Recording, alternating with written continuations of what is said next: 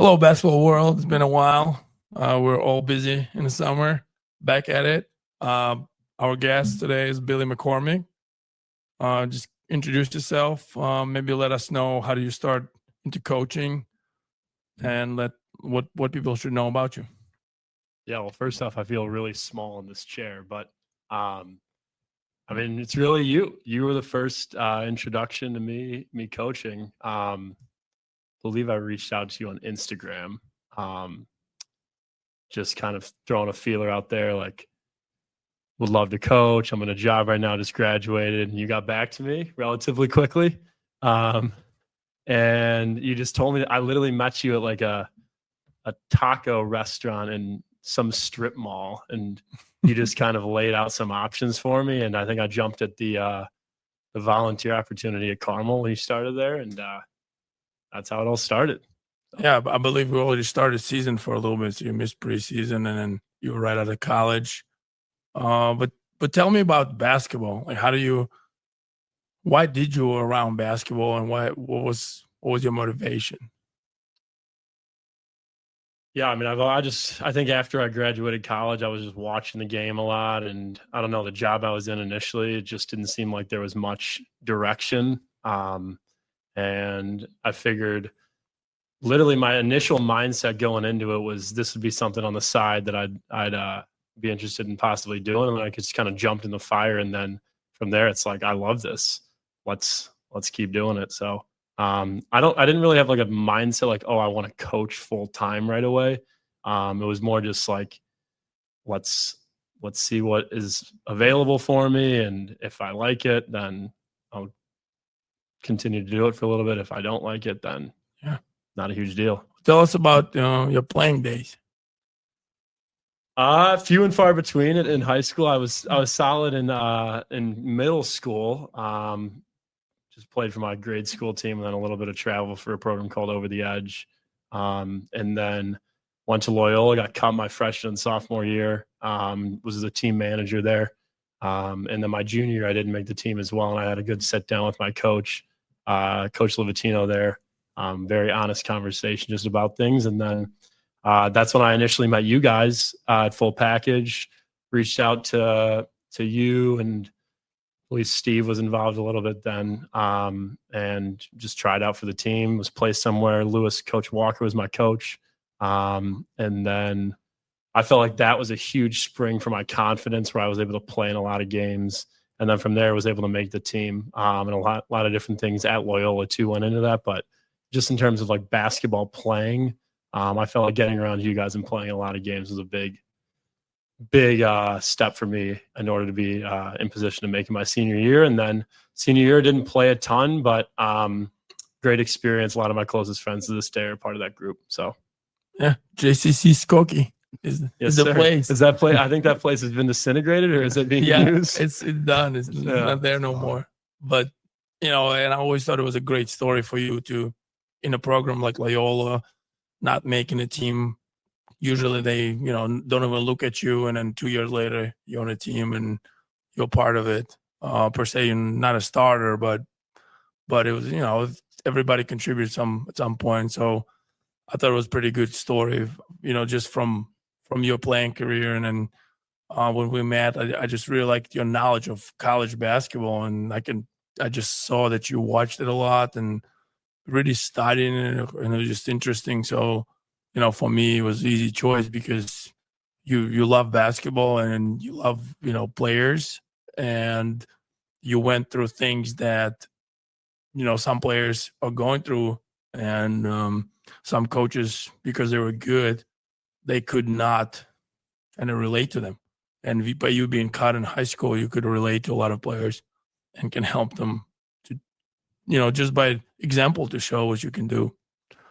So yeah, it was interesting. So I always thought, you can be a really good coach if you learn some things, but the core values were there.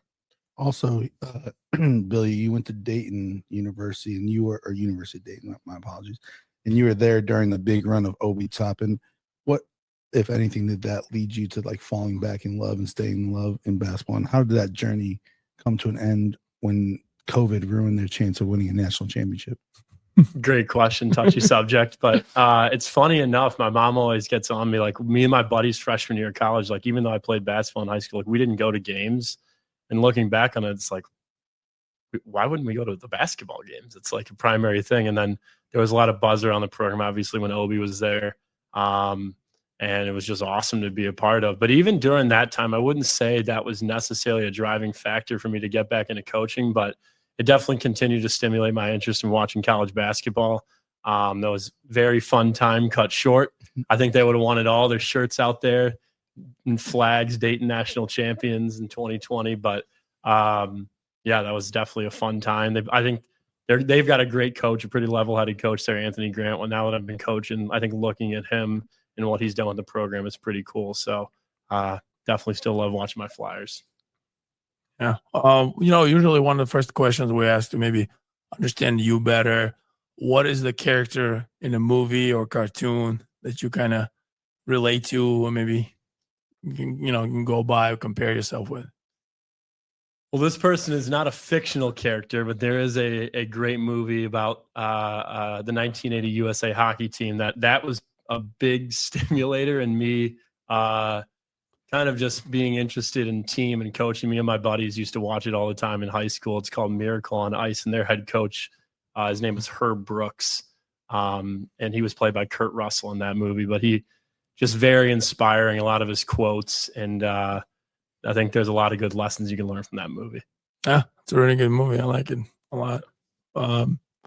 That celebration team when he like just going the whole way and kind of on his own and everybody else, running around. So that's a pretty good movie.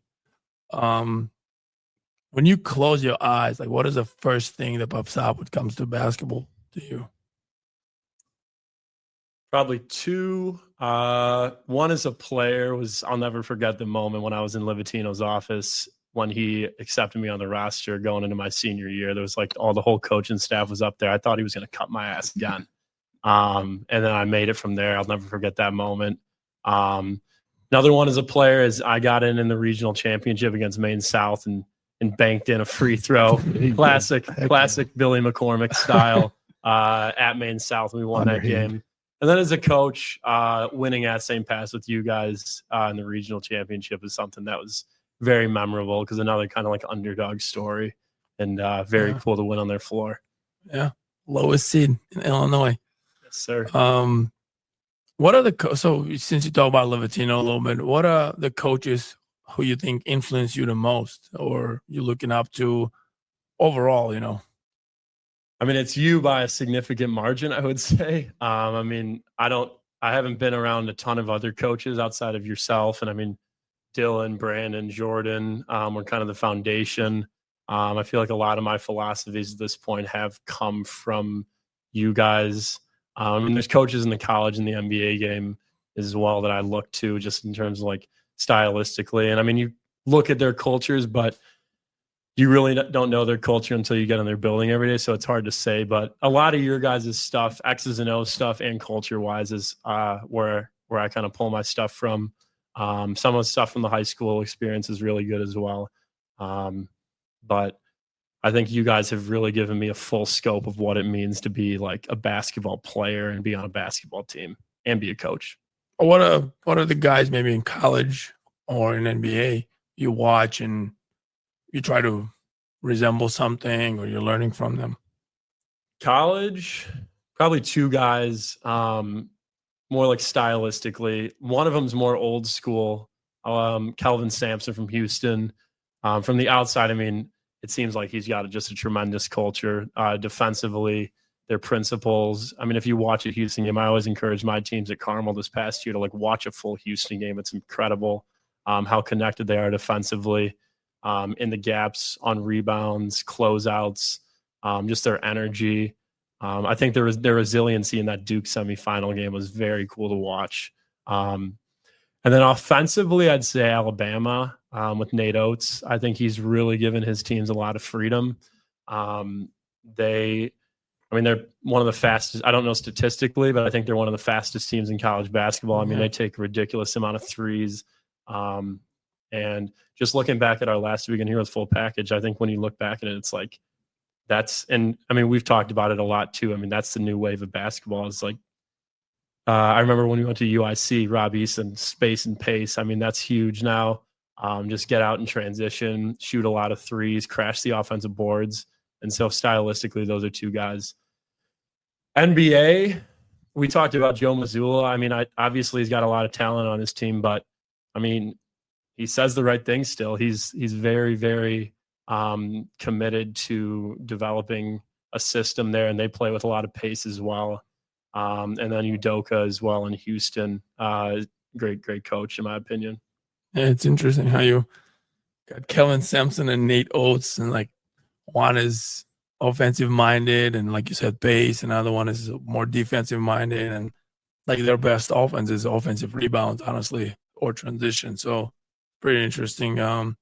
That's why I kind of always say that college is very interesting because there's so many ways to do it right, and it's just so many teams successful doing what they are doing. Like Kansas has been running their wheel offense for 20 years, and Alabama is space and pace, and then you got a team that slow it down and walk you up and just walk the ball and run their stuff, or teams who pass more than dribble, and it's just always interesting. And that's why for me it was pretty cool that you liked college basketball and you were just in it and watching it and studying it.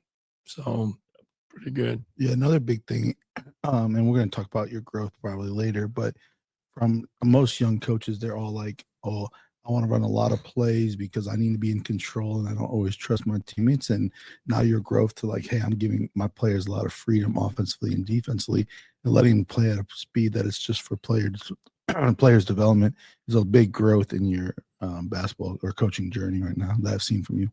Yeah, I mean, I'd say this AAU season specifically, I've really tried to be intentional about that. Like this spring and summer, I've not called as much, I'd say, and like this is probably the most successful. Breakaway. Once in a while. Well, horn slash is the new breakaway, but I mean, I think this has been the most successful just in terms of wins. I mean, I'd have to step back. I think the culture is pretty solid as well of our full package or 16U team, but I mean, in terms of like we've won a lot of games this spring and summer. We've scored a lot of points. I mean, we scored over 73 out of 4 games this weekend. Awesome. And I felt like I didn't call a ton of stuff. So yeah, that's something I think you specifically too, Dylan, really kind of honed in on me about. Like, you got to let them play. Can't call a set every time. And then it's funny when you go against another coach who's probably around my age, young, but they haven't been trained by the best of them, like you guys, and they're calling a bunch of stuff. It's like, wow, this is really detrimental to their team, and they're struggling offensively. So yeah, I think having a good hybrid of it, and I think I've understood that there's a time to run sets, and I think it's like obviously crunch time situations, like save it for then, and kind of feel the game. It's such a long game when you really step back into it. Like you don't need to run like 6 sets in the first 10 possessions. Right. So it's been a good progression, I think, for me.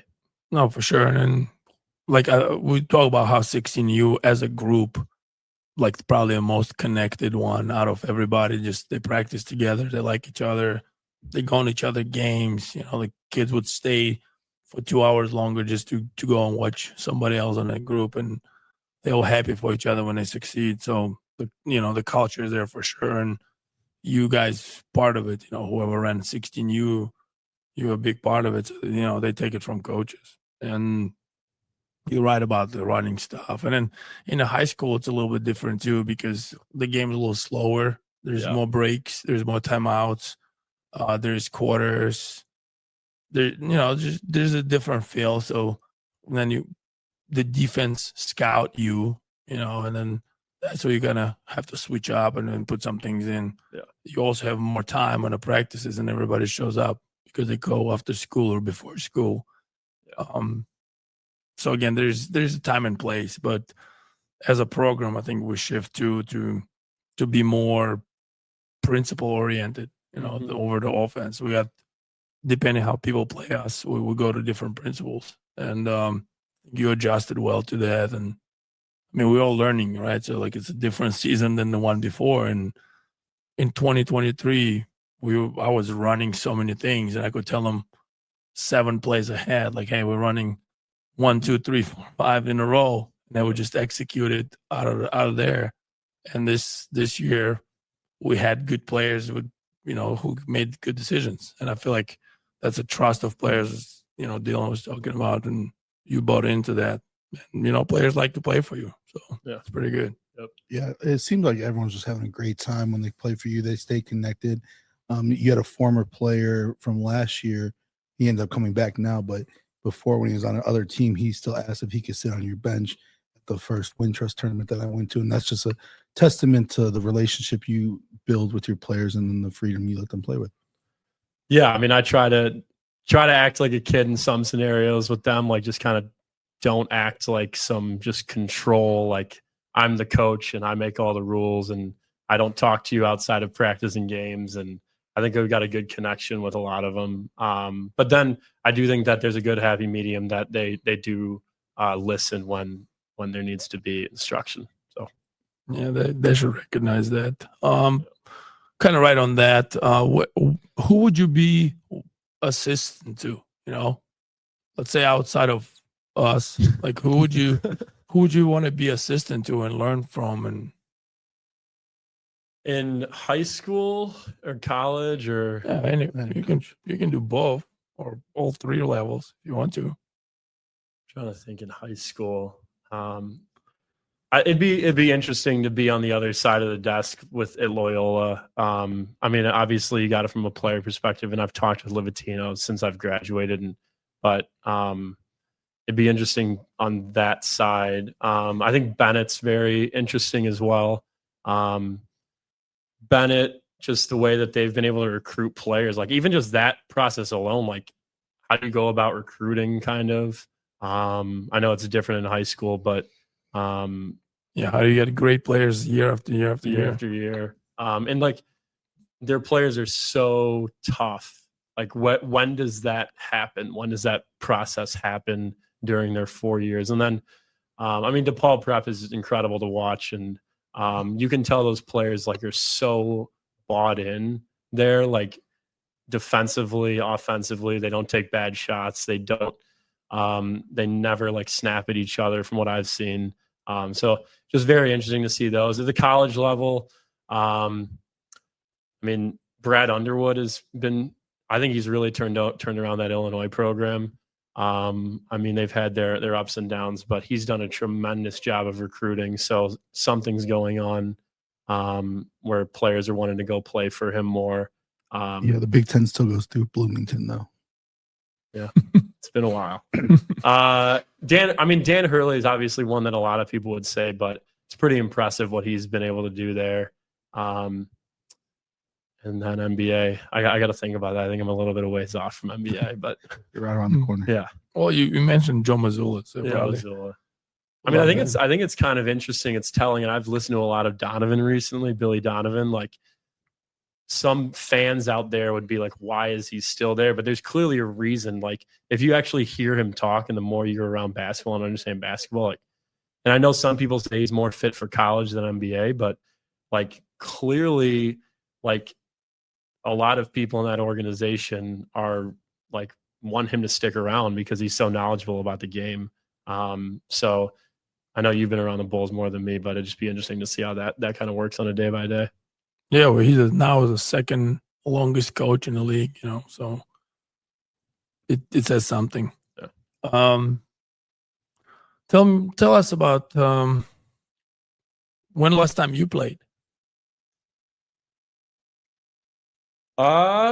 Like in a league or just anyway pickup? Yeah, I played pickup at Lifetime a couple weeks ago. I played with some of the guys, full package guys, a couple weeks ago, but not nearly as much as I'd like to. Typically in the fall, which will probably get going again, like me and like 6 or 7 of my Loyola buddies playing a men's league down at most recently it was Lincoln Park High School, which is fun.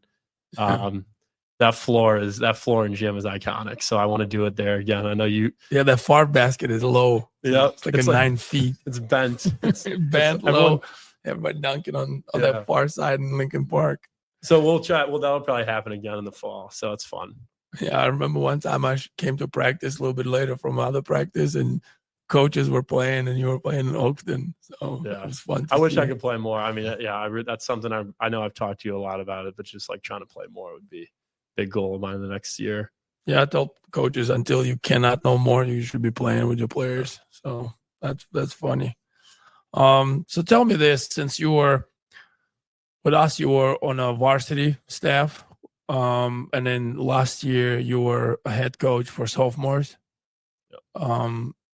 So tell me, like, development versus winning. Like, what does this come from to you, and what does that mean? And is that an adjustment from different levels you've been coach? Yeah, I mean, I think initially I was very immature when I started coaching in terms of that differentiator between development and winning. I mean, I think I went in and I came from a winning program, but you don't realize all the steps that it takes to get there. But I think like the first day of my coaching career, we were at Libertyville and I just was there, and it was a little bit sloppy and we didn't win. And just the more I've been around you guys, like, there's so many steps that it takes to get to winning, and it all starts with development, so whether it be skill development, character development. I mean, at the end of the day, you got to work on your skills. Like, you can come up with all the plays, and you guys have taught me this. You guys can come up with all the plays in the world, all the defensive schemes in the world, but if you don't get in the gym and play 5-on-5, like, count your makes, shoot a bunch of shots during the off season, play 1-on-1, 2-on-2, work on your ball handling. None of that stuff's going to work. So I think winning can become a product of development. Being in the AAU world more with you guys now, you really get an appreciation for like how players develop, and it takes a significant amount of time. So you can't skip that step. But in terms of winning, like, winning is obviously something that we all strive to do, but at the end of the day, like, if you're winning with a bunch of buttholes, as you say, like, when you step back and evaluate, it's not as fun. But you want to win. I mean, I think I've heard you guys say, like, if you don't win a game and but it's a great time, like, I'm, at least maybe this is me still being immature, I'm not quite wired that way where I could probably go 0-30 and have a good time, but maybe I'll get there at some point. But I think that there can be success that comes out of seasons that aren't as successful in terms of W's, but just the development. It's like really cool to see how much players develop because of the time they put in. Yeah. Well, we've been talking about, like, you can draw a magic play, but if you can't make a layup, or if you up and cannot make free throws, or cannot make open shot, like, there's just no matter what you do, it's not going to work. You can hide it, right? If you cannot shoot, then maybe you can get to the basket or get in transition or press, right? So you can hide some things, but in the end of the day, like, you will be exposed in a good way to do things. So then, like we said, the player development comes one of the first things when it comes to basketball, even though it's a team sport. Yeah, and then also, like, later in your coaching life, you realize, like, sometimes there's games that you could go win, but then it's only winning because you manipulate everything instead of, like, the players actually growing in the moments. And then if you don't let those players grow in that moment, then, like, maybe later down in a regional or sectional game, they've never experienced it because you're able to draw them out of that situation that they're in. So there's definitely different times, and obviously different type of coaches are able to be more fluctuating with development over winning, right? If you're a head college coach and you're like, oh yeah, I'm just developing a bunch of players, and you, like, have losing season after losing season after losing season, like, boosters are like, oh yeah, get that guy out of there. So for you, especially, like, you're at a high school level where, winning is really important, but also at the AU round where if it's not always like a championship game every single tournament, then you have more free way of, like, just developing kids in different types of situations. Yeah, I mean, I think something that I've thought about, like, is And I think Gene's probably a good example of this at Bennett, because I've heard like he struggled early on, but clearly he probably had a method to his madness. Like he believed in something, and he like said, I'm gonna live and die by this. And it just over time, eventually, it led to stuff. It led to winning. So I think if you're able to be mature enough early on, as you're saying, as a young coach, to go forward with your philosophy, whether it be like taking the best player out of the game late because he's complaining, or putting the 12th guy in the middle of the game in December when it's close, and you might lose the game. But if you believe in that, win or lose, ultimately in the long run, I think it's going to benefit yourself, your program, and your players. Yeah, I mean, Gene been adjusting the last few years, especially to his roster too, because before he was just kind of running offense that was working. But then when he realized he would have, like Nico and Kyle, like Kyle was 7 feet and Nico was 6'5" point guard. So then he ended up getting him in a pick and roll a lot, which he typically didn't do. And then all of a sudden he adjusted to that roster. And the next roster came, and they have a bunch of 6'3", 6'4" post ups pretty much, right? And then so then a lot of was to the basket to get the paint touch and play out of there. Like Brady Kunko was there, and he was very universal, and they would post him up instead of they're big per se. So again, when it comes to Gene, I feel like he was adjusting to his roster, and eventually, it all came to alignment. And in Illinois basketball too, just depending on sectional and the way the seeds work, sometimes you got to be a little lucky to get through all the time, not to get tired and not to get worn out. So all the stars came aligning, and he won the state, so it's pretty cool to watch. Oh, for sure. Since we're talking about that, can you describe us, like, what is a perfect basketball to you? Defensively, I would say this weekend I was talking with one of the coaches about, because there's a shot clock now, and I think it's so satisfying when you get a shot clock violation defensively. Like that shows that multiple things were working. Like guys were in the right position off the ball pressure was great. Communication might have flustered the other team from getting in their action. So recently, like defensively, I think if you are able to cause the other team to get a shot clock violation, I think that's pretty perfect basketball. Offensively, I would say, Greg Popovich had the half-second rule, like the ball doesn't stay in your hand, or you make some sort of movement with half a second. Like I think when the ball's moving, that's great basketball. Whether it be off a drive, just a pass forward in transition. I love watching transition basketball right now. That's why I'm stubborn. I even like to watch the Bulls still. But I think like Alabama and Florida even did it a lot, like transition basketball where you just get the rebound and outlet, and you're able to trust your teammate enough to outlet the ball. Like I was watching a clip, I think it was yesterday, of like, it was just like 5 minutes of Tyrese Halliburton just advancing the ball off a rebound without even dribbling it. And so I think playing fast is something I view as beautiful offensive basketball. Yeah. I just discovered like one of the shots that start coming up, and it's very high percentage, is a dribble up three, because in transition, people, eat up space. They get a rim run and they get a corners, and defense, especially in NBA, is so worried about those that it's flattening them out. Yeah. And that's why I bring the ball three is like a big shot now in NBA, and people working on it, and it's like a new thing. It's like a new corner three because it's a high percentage shot. So transition creates that. We'll get into probably some of this later. I don't know the questions necessarily, but like think about and I think the game has changed so much even since when I was in high school. Like that shot you're talking about, you'd be benched for a week if you shot that shot. And maybe in some high school programs you still would. You still would. But it is the way. Just shoot those threes. I love it. So. All right, since we're into that, let's do like what are you studying new things right now, maybe that helps you, or what are new things in basketball you think is coming?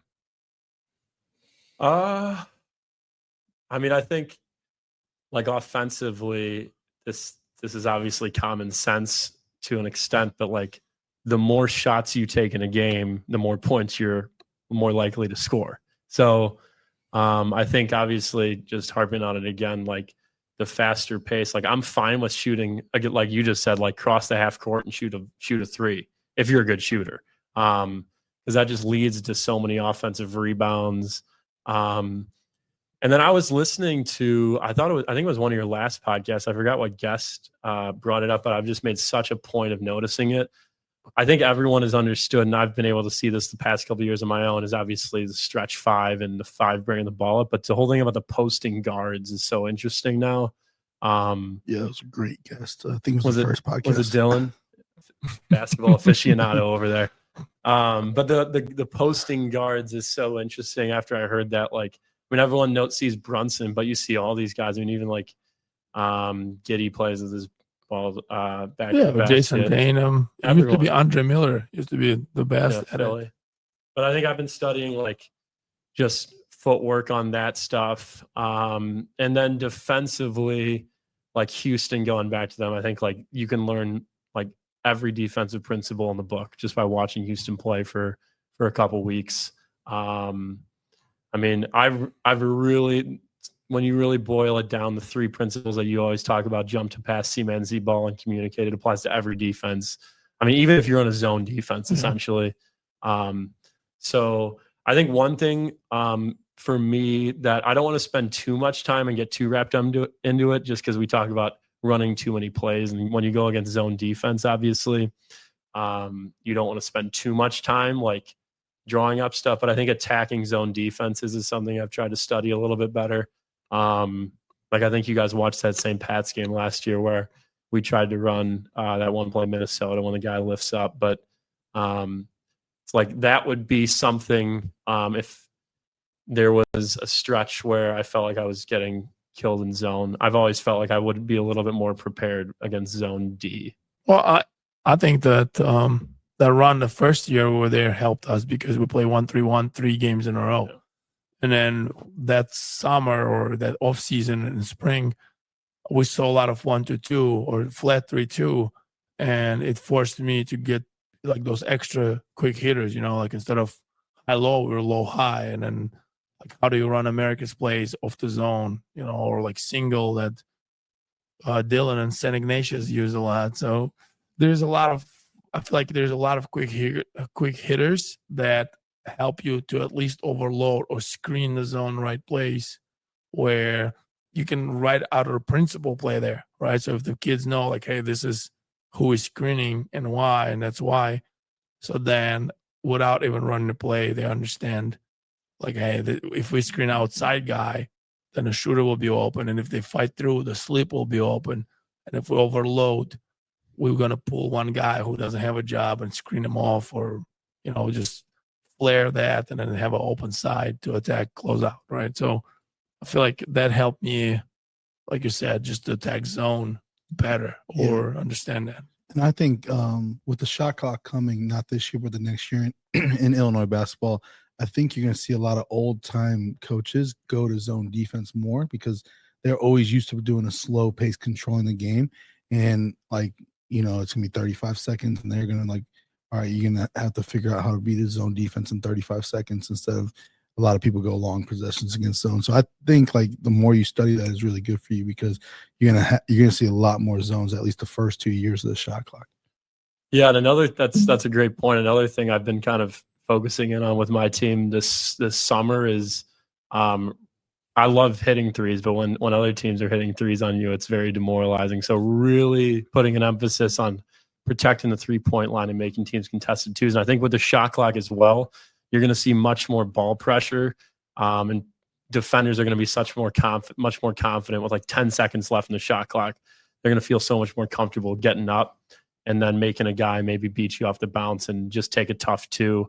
And I think another thing, just last thing I'll say about something I've been studying is just the value of rim protection and like guys in the NBA who maybe aren't as skilled offensively, but they do such a good job of rim protecting, like what you do with Colin, like in that Deerfield defense we talk about, when you just kind of have them in the paint. I mean, NBA rules are obviously different, but you can kind of hide it, just jump out and jump back in. But having a rim protector, like I think like Maluach on Duke, like initially when I watched him, I thought he lacked some offense. Like he's not the modern day big in terms of offensively, like pushing it on his own. But then it's like he is so solid defensively around the rim. Like he is going to add value somewhere. And just, I think OKC having Chet and Hartenstein, like it's so tough to get to the basket on those guys. And when you can make teams take tough twos, it just allows for transition and so many other things. So, so with that, like you said, recently you were thinking about something or work about something. What do you think is going to be adjustment, like with the shot clock coming in? Like, would you have something to adjust? Because now, like you said, there's a put pressure on offense, but the foul baiting is going to come in too. Because if it's 2-3 seconds left on a shot clock, I know you're going to jump, right? So then I can just shot fake. What do you think? Yeah, that's interesting. I mean, yeah, I think when you get to the varsity level, you can maybe work on that if you've covered enough of the areas that need to be worked on. But I think like we were talking about earlier, not running as many plays. Like, I mean, if it's 35, I believe in Illinois, I mean, it's a little bit longer, but like if you can't get into your play, let's say until 27, and then like a lot of high school coaches too will run like multi-action sets, and it's like, okay, let's say you're down to 12 and the shot's not there. Then it's like scramble mode. So I think like you got to, again, push transition. You got to really emphasize that. Like, how can we get quicker shots? And then I think end of game, there's going to be much more sideline out of bounds that's going to occur. So of the team fouls, or because you foul say. So having good sideline out of bounds things. And then one thing I think I'd like to get better at is just like end of game up 6 plan, like with like a minute or two left, like a really firm plan. Like I know some coaches say like layups only, or and that's okay, but I think like having like some continuity offensively, like when you're up 6, and it doesn't just mean like hold the ball. Like what's the actual plan? Like have a big lift. A lot of coaches you'll see like a big lift and then kind of exchange. Are you talking about with shot clock or without? I'm just saying, because with shot clock it's like 3 possession. You got to shoot something, you know. That was just something in general I was saying like I'd like to get better at. But with the shot clock, I'm curious to see how much it's going to affect. I think one thing they need to work on is it, like in the NBA and college, it obviously resets to like 14 or like 20. Like if this thing just jumps back up to 35 after every foul, it goes back to the full shot clock every time. That's what I'm saying. So is it going to make that much of a difference, like late in game, in terms of getting the ball back in your possession if you have like 3 fouls to give? We'll see, but it'll be interesting regardless. I'm not really sure. Do you know, does the shot clock, is it going to be for all levels, or is it just varsity level? Or I believe just varsity. So me as a head coach this year, I won't really have to worry about it, but still be interesting to follow. Yeah, we'll see with the rules, because we've been playing on a circuit where it resets all the way, you know. Good so point. then, but even then, like let's say it's a 1 minute 30 seconds left, 30-second shot clock, and you down 6. It's a 2-3 possession game. I would just play defense. Yeah, you know, I wouldn't even foul, because why? You know, and then you press, you put the pressure, but you don't have to foul. And that's a big difference for me too. And we've been talking about if it's, you know, 3-4 point game and it's 2 minutes left in high school in Illinois, it's just that back and forth free throw, where it's still a great game. You know, 4 point, 1 minute 30 left. It's a real game where you got to make plays. Your best players should make plays. So I feel like that shift is, you know, it's a little different. And I think it's coming and it will change up a little bit. Okay, so we talk about end of games. Since we talk about that, who plays like in the end of games? Who would you play? Like, what will you go to? Offensively, it depends. Are we up or down? Just end of the game situation. Yeah, let's say if we're going into the 4th. I like having a lot of guards on the floor, just in terms of handling ball pressure, like 5 guys where I feel like if a team is going to pressure us, all 5 guys can relatively handle the ball. It depends if we're up or down, though. I think if you're up, like I like having that rim protector. I've really started gravitated towards having like a 5 in if we're ups, just for defensive purposes. But if we're down, I think get as many quick guards on the floor, but just close game in general. In terms of non-basketball skill-wise, maybe, just probably most coachable kids, like who's going to respond to coaching. Like if the ref doesn't give you a call or the coach calls out a set, like are we going to have 5 guys that are going to be able to snap to their spots? Because again, we talk about close games, like that's when you run some stuff. Like I think 5 guys, probably 5 smartest guys, in at the end of the game. Okay. It's interesting. I like that you said you like the rim protection if you're up, so you could always have that, like the guards pressure up, and you always have that safety net behind you. Yeah. So, what do you? Let's say you down, right? Like, what would be your strategy to go to? Just down, whatever. Yeah, it's like 1-2 possession game. You're down. Like, what would you go to? I mean, I initially started, and that's why Dylan's bringing up breakaway. I love my back doors, but I think at this point, I really like slips a lot. I think when you run a slip shooter action, that's good. I mean, we have our own plays that we like running when I have mine that are good. Yeah, I love that you like in inbounds. You like American play, and everybody, either switch up or run through it, and then your guys always look for slip because it's open a lot because of that 3-point shot in the corner. Yeah, I mean, honestly, the way I preach it, I know 3 is better than 2, but I always say that the slip is the first option. I mean, I think a wide open layup is better than a 3, contrary to popular belief. But at 16U level, it might be. At 16U, yeah. So, but I like running a lot of slips, and then I mean, I run a lot of 4 down. Just that like kind of pick and pop 3 action, just cycling different guys in there for that. And pacing, right? One thing, like again, as a young coach, you just don't think about it. And now I've been really intentional about is identifying the weak defender out there. If you have 5 guys that can shoot the ball, putting that weakest defender in like some sort of ball screen late in a game is something. Yeah. What does a good coach means to you? Like, did you have one when you were growing up, or what is it to you? Yeah, I mean, I think my answer's probably evolved a little bit over time, I'd say. I mean, my middle school coaches were very good. They didn't have a crazy basketball background, but they were always encouraged and gave a lot of freedom, I think, which is important to young kids in terms of, like, you don't want to be running a bunch of plays with young kids. But, I mean, I do think Livitino's a great coach. I think, like, something that I've said with him and I've said with you guys is, like, you know what you're going to get out of a Loyola team every year, regardless of their personnel. And I think that's hard to do. So it's a coach that is able to, like, build a culture that's sustainable, and guys are able to jump into that right away.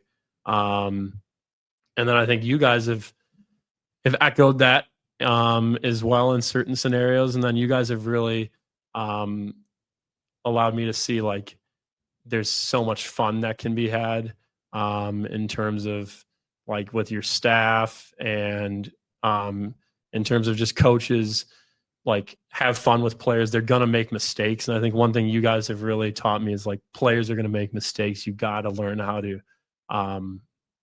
let them play through those. I think it's different, like, at the high school level and, like, the IHSA, someone that, like, their bench is super loud, super connected. You can tell that stems from the coach. They've got a really good off-season program. I think lifting should be the priority in the off-season. A lot of kids play AAU at this point, so I think a lot of their skills can get done that way. So lifting, you've got a good lifting program.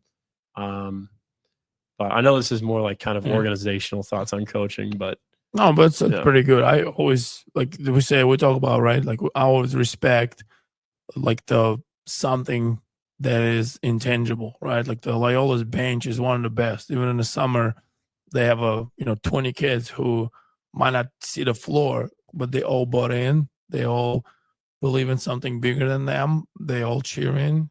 Again, we kind of compare it's like to Army a little bit, right? So it's just what it is. And you got to have that. You got to have that to succeed. And I love that part of it for sure. And I will say like about you guys, and I mean you specifically, Meech, it's like you got to be obsessed with basketball. Like I think it's like if you were, and I don't want to assume, and I could be very wrong on this, but like how many coaches out there like watch the modern game, like college, NBA, like relatively consistently, are willing to like just be around their players, like for shooting, after practice, before practice, like as a head. But you got to be obsessed with like the art of basketball, and you got to be open to just how the game's evolved. And I think good coaches, we talk about like, I think it's such a great thing in the NBA now, but even in high school and college, like young coaches coming up that understand the modern game. I mean, you understand it great, Dylan. All you guys understand it great because the game is changing. So, like, I think that we talked about Gene's done so good with that at Bennett, but the game is changing, and if you stay in your old ways, it can be detrimental. You know who watches games?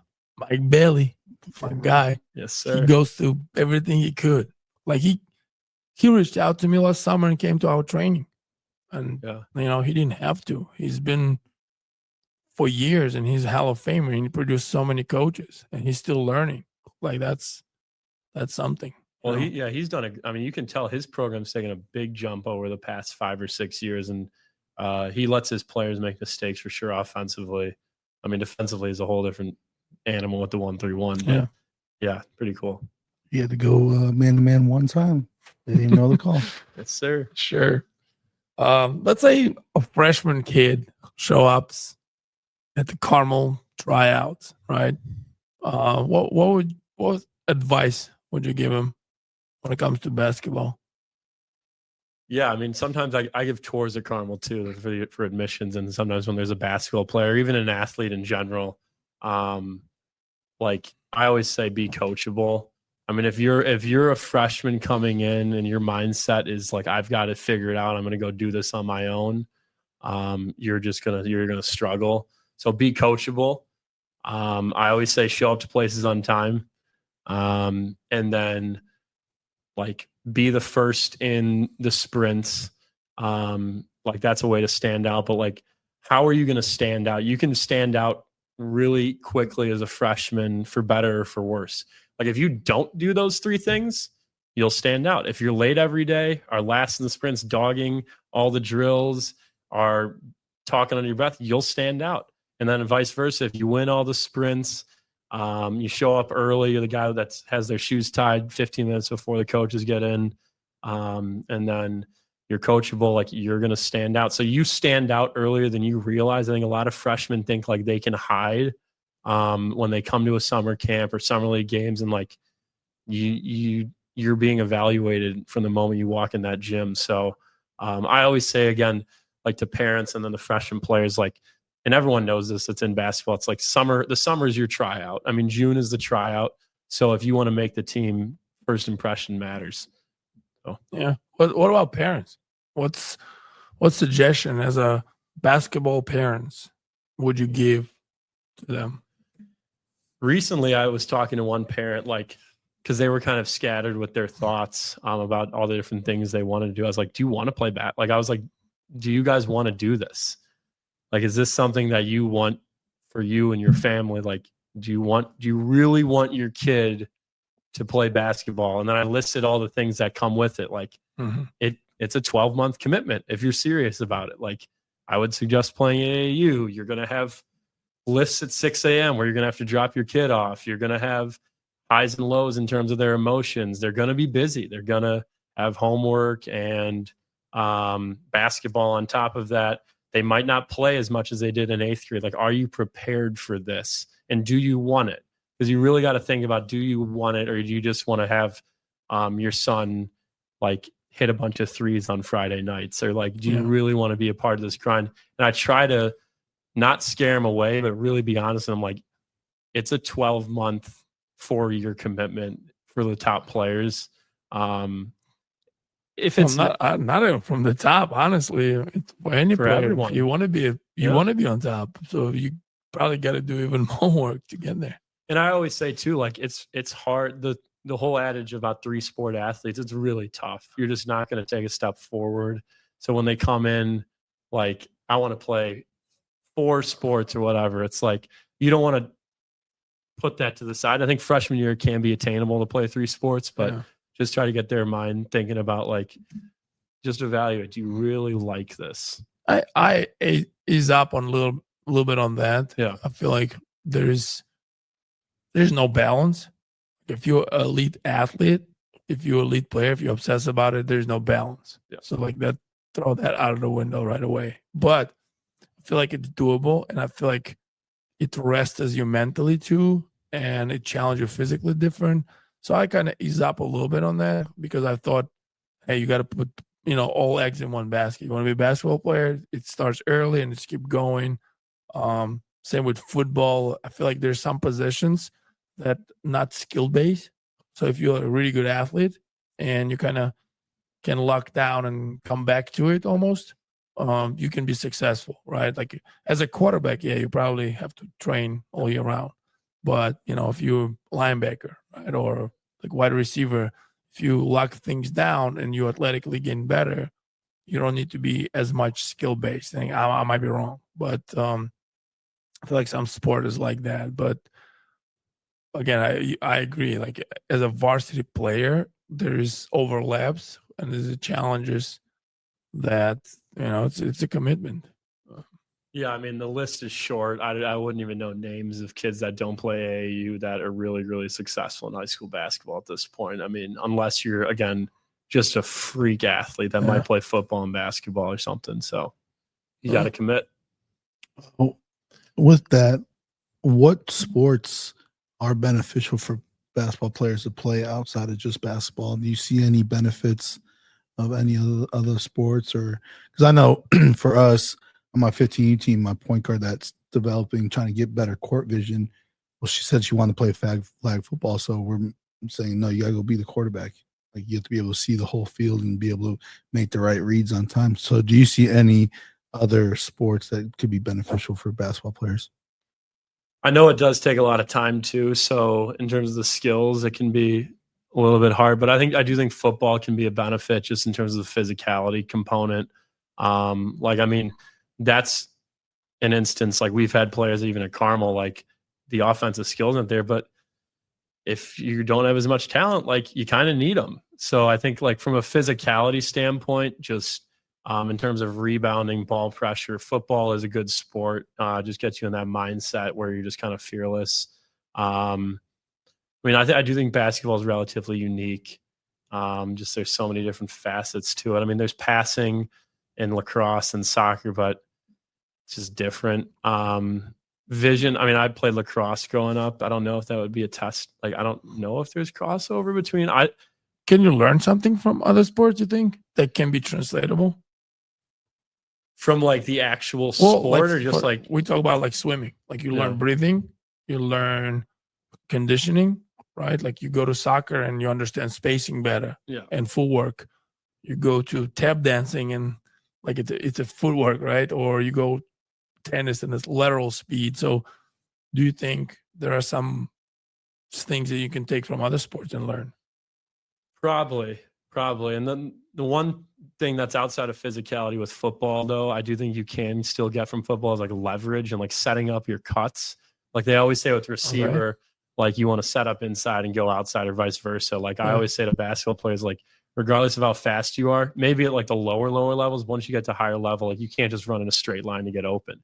You got the 3 C's, shout out Brandon Young, change your height, speed, and direction.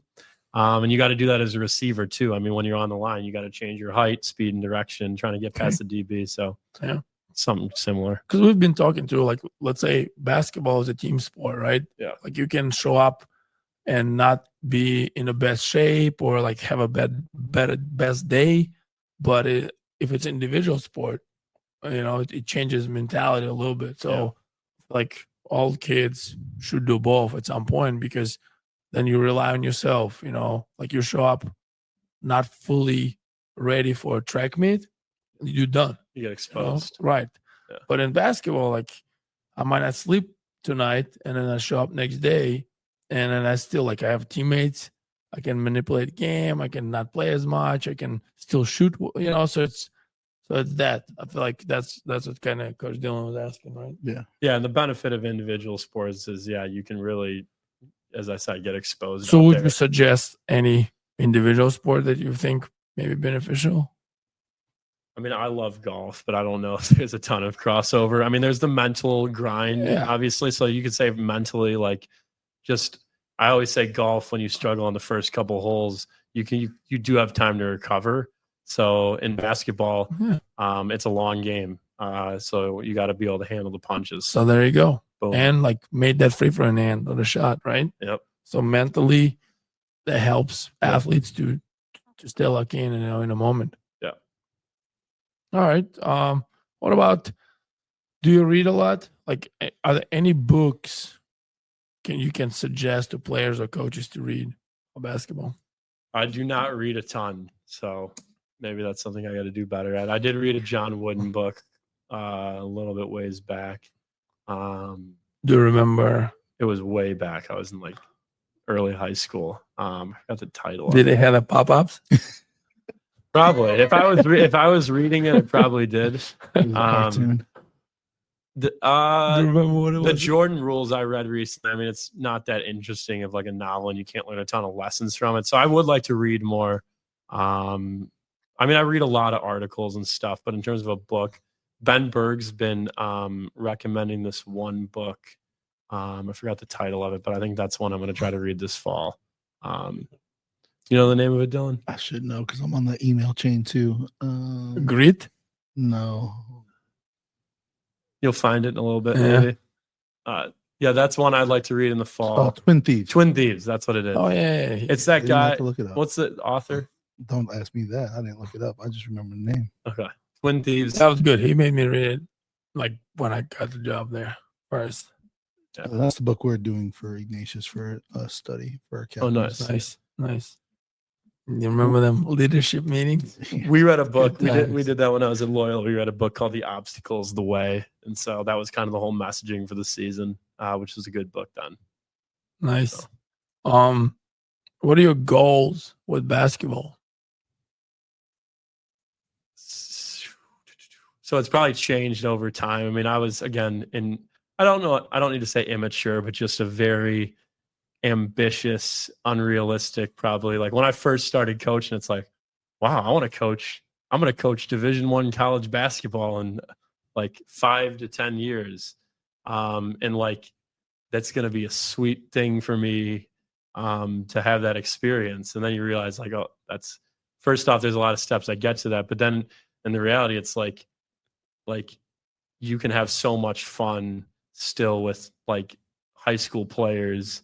So in terms of that was the question, what are my goals? Yeah. I mean, I think far-fetched down the road, I would like to coach Division I basketball someday. I think that is a goal that I have, but I'm not feeling that I need to do that right away. I do take a step back and look at those coaches' ages and say wow, I'm only 25. So I think a couple different routes I would consider taking is I obviously am in no rush right now to leave the places that I'm at right now, but being able to run my own program in Illinois would be something that I know we've talked about would be a really cool experience. And a high school or travel? A high school program. I'm not leaving you guys a full package. Heck yeah. So your goal would be being a head varsity coach and to run the program. That's probably my next goal, would be in high school, or just in all of my coaching, would be to run my own program in Illinois.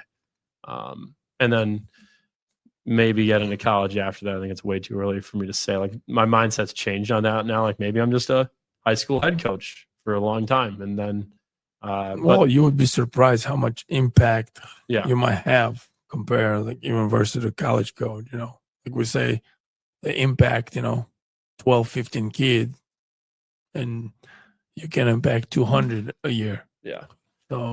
So being a head high school coach would be that's my next goal. all right. Yeah, and going back to the impact thing, like just look at Mike Bailey, and he is like almost a quarter of the high school coaches in the area have been on the staff at one time, and there's still players that go back to those, even though you see him on the sideline. Some people feel like, oh, why would you want to play for him? But all those kids keep coming back, and even Levatino, like everyone's like, oh, he's a lunatic, but to this day, he's still reaching out to players from 10, 15 years ago, and they're all coming back. So the impact of a high school coach over a college coach or NBA coach, I wouldn't say like you should put yourself down by just saying, well, right now I just want to be a head high school coach, because there's a lot of kids out there that need opportunities to have a great high school experience and coaches. Yeah, no, I mean, I would be, I think that moment will happen at some point soon, but I'm excited for that, because I think that'd be something that I really, really enjoy. What would be the first thing you do? Let's say you got a head coach job today. The first thing. What time of year is it? Today. Today's July. Wow, this is a dead period. Okay. Lift, 6 a.m. lift tomorrow. All right. No. Short right now, all three kids going to show up. If I got a job in July, I would probably send out an email to all of the players that were on the rosters last year, introducing myself, and then have a team meeting the first week of school. Not a team meeting, but whoever's interested, like a basketball info meeting the first week of school. And then from there, I would mimic my fall program off of Loyola's. So, and then we'd hit the ground running, hopefully. Nice. What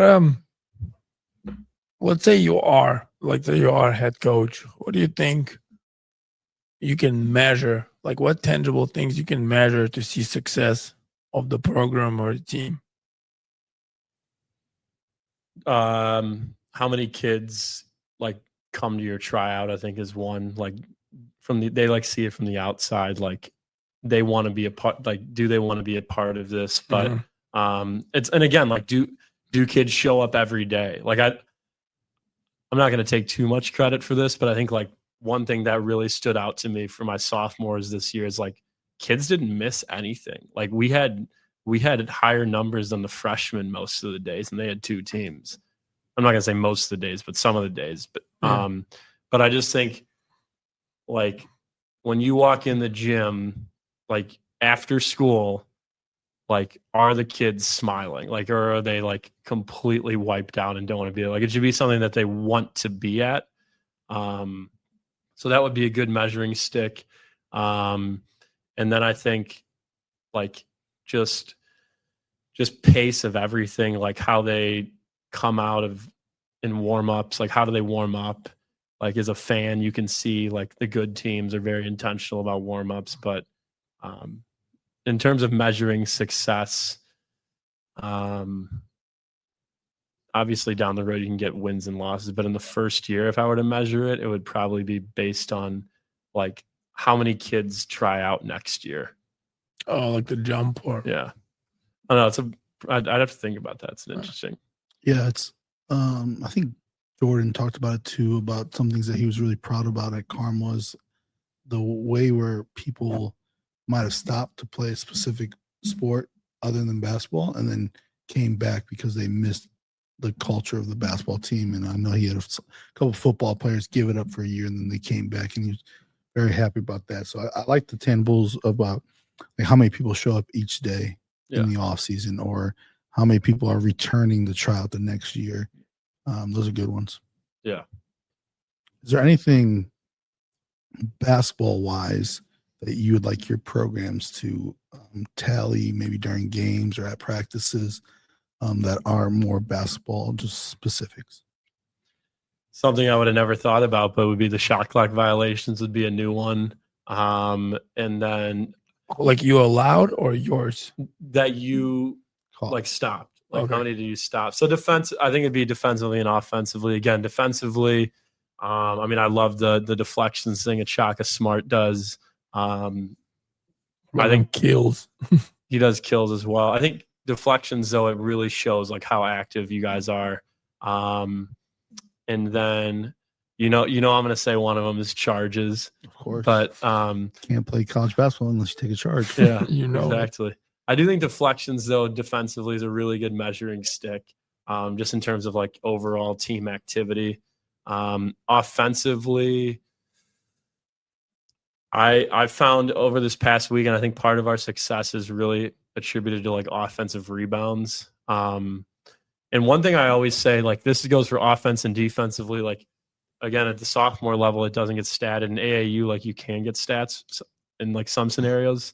Like if you don't get, like if we go through a whole game and you have like one rebound and you play like 35 minutes, like that's like kind of crazy. So I really think rebounds is a telling stat. But offensively, there's probably some things, just assists, passes, hockey assists. Yeah, it's basically to give you advice on that. Be like, what do you want your offense to get, and then what things can you tally that causes those things? Like if you want paint touches, those are easy, right? But also if you want to tally uncontested threes, okay, so like what does your offense do? We want to shoot a lot of threes, okay, so let's tally uncontested ones and then kind of like see how you can game plan to get those shots. Yeah, one thing I do preach a lot is off-ball screening. I mean, ultimately you'd get to the point where hopefully there's so many you can't even count. Right. But because that can be something to count. That's hard to count for like high-level programs and fast programs. But off-ball screens, especially if you run like an offense, like a Princeton offense, and you're expected to screen, like what do your exchanges look like? So off-ball screens would be an interesting thing to track, I think, offensively, which can hopefully lead to a lot of threes. I love threes. So, all right, since we talk about this, I know you watch a lot of basketball. What about film? Like, do you watch film? How do you analyze film of the games? I watched all of my sophomore games this year after in totality. I watched some of the full package games, not as much as you guys for sure. But in terms of analyzing film, one thing I do have to get better at is if you stop and start it too much, I think like it's easy to find like mistakes that in the long run, like you can get stuck on things that like, are they that macro of an issue? So I think letting it play more and taking notes throughout, opposed to like stop, start, stop, especially when you're watching with your team, like letting it flow. Like one thing I did when we watched a lot of film even as a sophomore team this year. Like I would barely stop it. Because again, if you stop and start the whole time, like you might only watch the first 4 minutes, unless you cut it obviously the night before and spend a lot of time on it. But let them watch, and then I'd write notes throughout of it. And like there'd be some sessions be like count every deflection, then you get players' intention, like, oh, there's one. Like, how did that happen? Like, oh, because I flew on the pass or I had active hands low. But when you're watching it on your own, I mean, as a sophomore coach, you're not afforded the huddle stats, so I would have to be intentional about what things I'd want to pick out.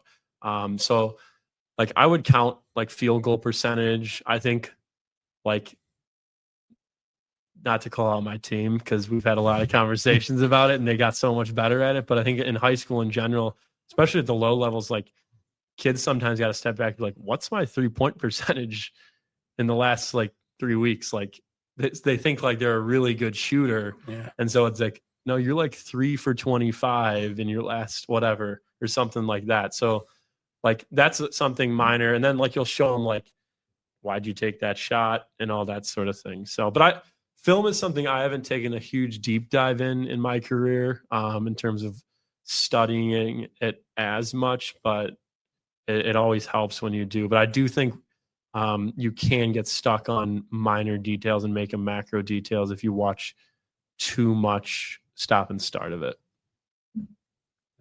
No, yeah, I like letting it play out too, and just especially when you're watching it with a team. Like maybe if I'm watching by myself, I stop and start it all the time, and I'll spend a couple hours on it or whatever. But watching it in like live game time and seeing the flow of everything, and then having your team like, call out what's happening, what's the good things, what's the bad things, so they can start reading it and they're watching the game. It's kind of how I like doing it. Yeah, because sometimes if you just pick and choose, it might be a bad foul or bad shot. Yeah.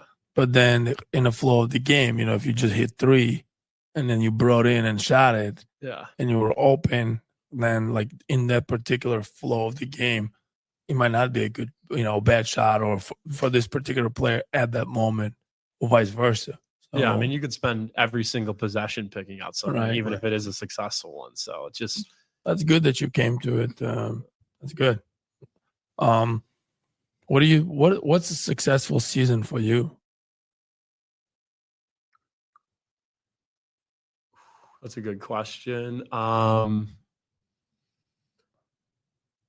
do think there has to be some winning in there. I do think, but I think a successful season, I view the season again as a 12-month season, essentially. So it starts with having a committed off season in the weight room. And I think like attendance level in the off season is where it starts. Like that shows success if you've got high numbers in the off season, but during the season itself, it's a success if, again, players are high energy. I think energy is a huge thing. Like I love the phrase "a quiet gym's a losing gym." I got that from you. So like a loud gym on a consistent basis is something that is very successful in my opinion. And then just defensively, like having those if you go game by game in terms of success, like we used to do the single digit quarters and all that stuff. So like stringing that stuff together. But a successful season, I mean, I haven't done it at high enough level as a head coach to really think about it. But I would say this AAU season has probably been, I'd say the last 2 teams I've coached have been the most successful teams I've coached in terms of about Carmel sophomore and 16U White. Yeah. So like Carmel sophomores, we were like top half of the ESCC. And we didn't have a single kid that came in to that season who had played AAU basketball at the high school level. And so we did so much skill development, like just all that skill development stuff that you guys have taught me. We really, really focused on. And then the full package season this past spring and summer, like it's just been a very fun time, all the practices. And I think the last 2 times, I don't want to credit myself too much, the last 2 times I've coached, and it always was at varsity with you guys and stuff too, but like our numbers are so high, like every practice, like for 16U full package, like I was telling my parents, like it was July 3rd, we were at LFA at like 5 to 7. Like this is the 4th of July, everyone travels. And we had, when I was driving up, I was like, oh, there's going to be 6 kids here tonight. We had like 24 kids there. And that's incredible. And we had a great practice. Yeah. Nice.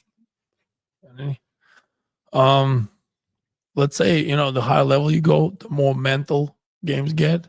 Yeah. What do you suggest or maybe tell players, or do you know how to can work on that part? How do you work on your mental game? Yeah, I mean, this is a given. I've heard a lot of coaches say this, especially at the higher level, like you're a reflection of your players. So like if you're having these massive emotional swings throughout the game, throughout the practices, throughout the season, expect the same from your players, because like your energy level is rubbing off on them. So like you got to hold yourself accountable to the same standard that you hold your players to in terms of your emotions. So like if you're coming in, and obviously there's moments in the season where you got to kind of lay down the law and get on them about like whether it be their work ethic or not remembering plays and stuff like that. But just, you really got to pause at certain times and realize, like, all eyes are on you. Like, every single practice, every single game, all eyes are on you. So your energy, your actions are going to be the ultimate decision maker on how your team performs and acts. For a player that struggles with pressure, what are some things that you recommend they do? And not pressure like ball handling, pressure like the game pressure itself. I think come to full package. No, I think, like, honestly, come to those workouts that we do, which are like not as many kids. Like, I used to do things in July where, like, I would just have the gym open and we do like a bunch of like fun shooting drills, but you're getting like a high volume of shots up at the same time. So I think coming to like off-season smaller stuff with players that you're not necessarily going to be like measured against. Like, you're not going to play one-on-one and lose every time, but you're going to be put into situations where you're going to hit a lot of shots and get a lot of shots up, can bolster your confidence as a player. But yeah, pressure, there's so much pressure that comes with playing high school. I mean, I experienced as a player when I was obviously getting cut. But sometimes, like, I think for me, like I felt a lot of pressure in high school when I was going through that experience, like trying to make the team. And I realized, like, what are the things that I can control and like do the best at? Like, I always viewed myself, and I think a lot of kids, they come into high school like, I'm a great shooter, like, because they shoot in the driveway, they hit a bunch of shots, like, there's no actual ball pressure on them or pressure in any sort of way. So like, go just dive on the floor.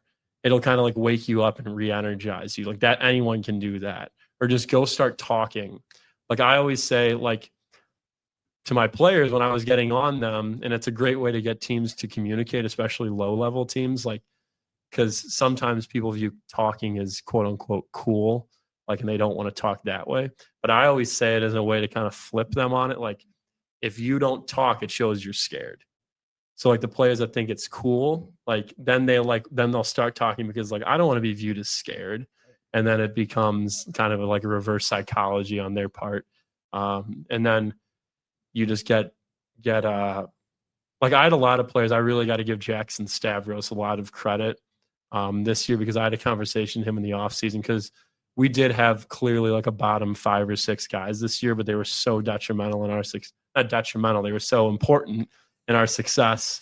And I talked to Jackson about, like, because a lot of our other guys were football guys, fall sports guys. So during the fall, Jackson was kind of like one of the main focal points and leaders that they looked at. So he did such a good job at like including them, picking them as partners in shooting drills and that sort of thing. So I think when you can hone on your leaders to like be partners in drills with like the weaker players, it will help build their confidence.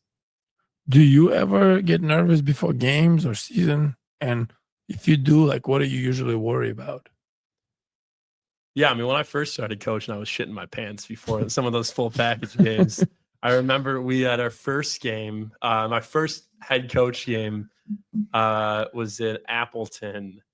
Never been a head coach before. And you guys are great about coming to the games when you can. But I think this happened to be a game where you guys had like 17 new games, and I was in a gym just alone, never head coach. And here comes the full court press right off the tip. And so I was definitely nervous in that situation. And I think like parents can be something that, like, if you think too much about them, like, it can definitely make you nervous. And I think I've done a much better job the past year or two. Just to shut them out during the games. Shut them out, alleviate that. And I've had the last 2 seasons I've had like really good parents. And I think they've seen how much time that I've put in. So there's been a good trust that's been built there. But I think one way to alleviate like pressure AAU, I don't think there's as much pressure until maybe you get to like the top 17U level. But I think realizing there's so many games, like you got to just work on development over time, and like the wins will come. But I was definitely like a nervous coach at the beginning, but like this year I've really taken a step back. Like one thing I learned from Jordan is like, I think when I sit more, it actually helps me. Like I like to stand throughout the game, like get up and down. But if I'm standing pacing the whole game, it's just like a complete like something. So when you sit back and kind of like just take 2 possessions off from talking, things kind of, the dust kind of settles. Yeah. Got to detach yourself sometimes. Yeah. And a good cough drop helps too. That's right. So supplier. Yep. Oh, we got it. What do you most belong? In basketball, I feel very comfortable around like you guys in full package, I would say. So I think like, but I do think coaching is something I can see myself doing, hopefully for forever. I mean, it's easy for me to say. I've been doing it going into my 4th season. But I do think that coaching, the whole thing about just sitting in a desk my whole life is something that I don't think I could do. So coaching is something I think is where I belong. And credit to you guys, because you guys have made it such a easy experience. Like it never feels like, oh, I practice and I just like can't wait to go to practice tonight. So definitely feel like coaching is what is my calling. If you can relive one season, what would it be? And you're a young coach. Yeah. Dayton 2020. No COVID in Dayton. Honestly, because I was such like, I mean, I had an assistant coach last year, Ben Halverson, did a great job. But he kind of came in last minute, like with the whole off season. Like I was really in it on my own last year, I felt like, just in terms of like scheme and all that stuff. And like, I had a really good time. Like all 16 guys were fully bought in, like every single day. Like, and it was just so fun to be around. I had great kids, great parents. We had some upsets, but they kept showing up every day. So I would say that season, the first season obviously was the most successful with you guys. But I was so like, you guys would call out plays and like, I wouldn't even know what they were. And so like kind of, there were some parts to that which was a little bit like, I'm just learning and I'm just lots coming at me and processing a lot. So like this past Carmel sophomore season was definitely like the most like, wow, I know what I'm doing and it's kind of working. So would you change anything knowing it now? Yeah. I mean, nah, probably not a ton. There's probably certain games if I looked back on. There was one game at Lake Zurich, which like I was really on him about shooting a lot of threes in the first half, which we were struggling at. So game by game, I mean, I have to think back. But we did a really solid job, like execution. I mean, we ran a lot of plays last year, but I wouldn't say it was super detrimental to us. Again, we didn't. I think sometimes you can go transition and have a little bit more freedom when you have higher level players. So that kind of helped us to an extent. But in terms of what I would change, we did a lot of ball handling and we still struggled at ball handling. So maybe putting more focus on something else. But it's hard to like say. do contact ball handling. That would be, yeah. I think because we've talked about like we do a lot of ball handling to begin practice, but when you're not doing it with contact, I think it can sometimes give a false sense of where you're at as a ball handler. But I will say I think all the running was great. I think we needed to do more running. No, I'm kidding. No, in our training, I switched up too. I don't remember last time I did a no partner ball handling. So it's always offhand, it's always bumps, it's always something like really well, because there's no time in the game you do it. So I just felt like I personally got away from there. I would say one last thing is I wish we did more half court 5-on-5, not as much stop and start. Like with my team this past summer, we struggled a little bit. Like we didn't have a ton of talent. And I think I texted you guys, like we started doing some continuous 5-on-5 half court, and I don't know if I would correlate this to us winning, but we just started winning more after that and playing much better. So maybe it helps. So if you say players don't play AAU, they need all the reps they can get. Yeah. Even situational stuff. Like sometimes kids might never be in a situation where they were up with 40 seconds left. Yeah. Like, what do you do? Or now you're down 2, or you up 3. Like, do you foul or not foul? So then if you don't have that practice, then you would expect them to know, but they might not. So then the situational stuff, might be very important. And that's why I realized, because like you said, we didn't have a lot of basketball per se players in Carmel. So the situational stuff became important. And that's why the end of the games, we would just simulate those with different scenarios. Yeah. Yeah. And at Carmel, we had at least competitive kids where they could feel the same pressure as in gameplay. Because even in a simple drill we did, they still don't want to lose. But talking about your, most memorable season, for you not to be able to think of anything you changed, that's probably why it's the most memorable season, because you were very successful and there was nothing that there was maybe little hitches, but you just attacked all the hitches and all the problems and solved them during the year. So that's cool. Yeah, and I think I'd harped on it earlier, but I think I had 16 kids on the team last year. 13 are trying out for varsity. So I think that's kind of a good testament to that. Yeah. But is there anything you want to talk about that we didn't cover? No, I think you guys did a good job. So we have a tradition that the person before will leave you a question, and then you got to answer it, and then you give a question to the next person. So Coach Jordan left a question that if you have any time or place in the history and you can just put yourself in there, what would it be? I think it was 1992. It was the third championship when John Paxson hit a 3 off a Horace Grant kick out. But all of those Bulls home games during the Jordan era would be awesome to be at. So. You would teleport you there? I would teleport to courtside behind Phil Jackson and Tex Winter. Hard to see because he sits on that pad. We might have to go behind somebody else. That's funny. Those 90s Bulls, yeah. I mean, I love that last dance. It was so cool to watch. So that'd be fun. Okay. What the question that you can leave to the next guest?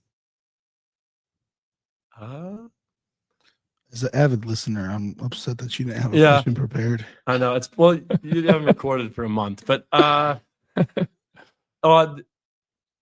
if you were on a road trip, there's 3 people who you'd ride with. Who would it be?